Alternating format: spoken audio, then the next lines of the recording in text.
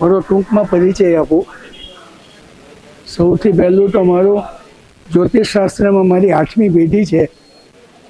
મારા પિતાશ્રી બરોડા અને ભાવનગર સ્ટેટના રાજ જ્યોતિષી હતા. મારા પિતાના પિતાના પિતાના પિતા જ્યોતિષી હતા. મારી 8મી પેઢી છે અને અત્યારે મારો સન પણ જ્યોતિષી છે.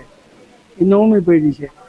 હું મુંબઈથી છું. મુંબઈમાં મારું કાર્યાલય છે અને એ કરતાં વિશેષ મને જ્યોતિષ ભાસ્કરથી માંડી અને જ્યોતિષ મહોપાધ્યાય સુધીની ડિગ્રીઓ મળી છે.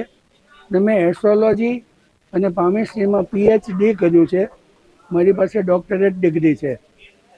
મિત્તલ ફાઉન્ડેશન તરફથી મિરલ ફાઉન્ડેશન તરફથી દરેક જ્યોતિષીઓને આ એટલી સરસ તક આપવામાં આવી છે અને હું મીકાબેનનો આભારી છું. એક જ મંચ ઉપર આટલા બધા જ્યોતિષીઓને એકસાથે ભેગા કરવા એ બહુ મોટી વાત છે. મારી દૃષ્ટિએ મીતાબેન ખૂબ જ અભિનંદનને પાત્ર છે. એમના ખાસ આમંત્રણથી હું મુંબઈથી આવ્યો છું. અત્યારે મારી ઓફિસ મુંબઈમાં છે અને એક વિશેષ મારો પરિચય આપું તો વૈદિક સાયન્સ એકેડેમી તરફથી મને વર્લ્ડ ટ્રાવેલ કરાવવામાં આવી.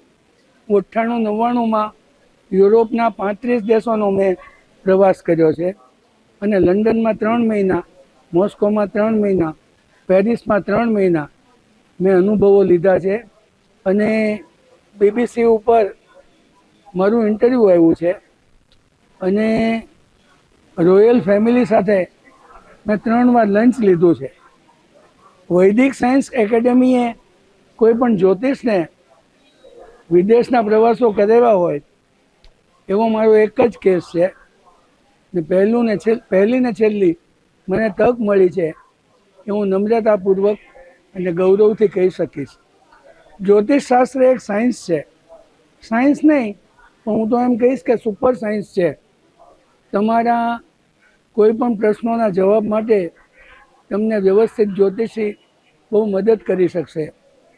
જ્યોતિષશાસ્ત્રમાં તમારા જે કોઈ મૂંઝવતા પ્રશ્નો હોય, દાખલા તરીકે તમારા બાળકો અંગેના, તમારા છોકરાઓ અંગેના, તમારા પોતાના, નોકરી ધંધા બાબતના, લગ્ન જીવન બાબતના કોઈ પણ પ્રશ્નો હોય તો એનું જ્યોતિષની દ્રષ્ટિએ નિરાકરણ થઈ શકે છે. અત્યારે આ કેમ્પ યોજાયો છે એટલા માટે જ. અને આપના કોઈ પણ પ્રશ્નો હોય તો આપ અહીંયા આવી શકો છો. કુંડલી ઉપરથી, ફેસ રીડિંગ ઉપરથી અથવા પામિસ્ટ્રી ઉપરથી હું આપને જવાબો આપીશ. આપ જરૂર પધારજો અને એના માટે તમારી સમસ્યાઓનું નિરાકરણ તો થશે જ, પણ એના માટે તમારે શું કરવું જોઈએ એના નાના નાના ઉપાયોનું હું આપને સૂચન કરીશ. અને મેં અનુભવમાં જોયું છે કે આવા બધા ઉપાયોનું પરિણામ હંમેશા મળે છે. દાખલા તરીકે તમારા દીકરા ભણતા હોય તો એને કઈ લાઈન લેવી. ઘણીવાર શું બને છે કે સાયન્સનો સ્ટુડન્ટ હોય, સાયન્સમાં એને સફળતા સારી મળવાની હોય પણ એને આર્ટ્સમાં મૂકવામાં આવ્યો હોય. એટલે તમારા દીકરા માટે, તમારા સંતાનો માટે એને કઈ લાઈન લેવી અભ્યાસ માટે એ પણ જ્યોતિષશાસ્ત્ર મદદ કરી શકે છે. બહુ નાના નાના સૂચનોથી, નાના નાના ઉપાયોથી તમારા પ્રશ્નો સોલ્વ થઈ શકે એમ હોય છે. તો મારી વિનંતી છે આપ જરૂર પધારો અને આ કેમ્પમાં મારી મુલાકાત લો. હું આપને યોગ્ય માર્ગદર્શન આપીશ. નમસ્તે.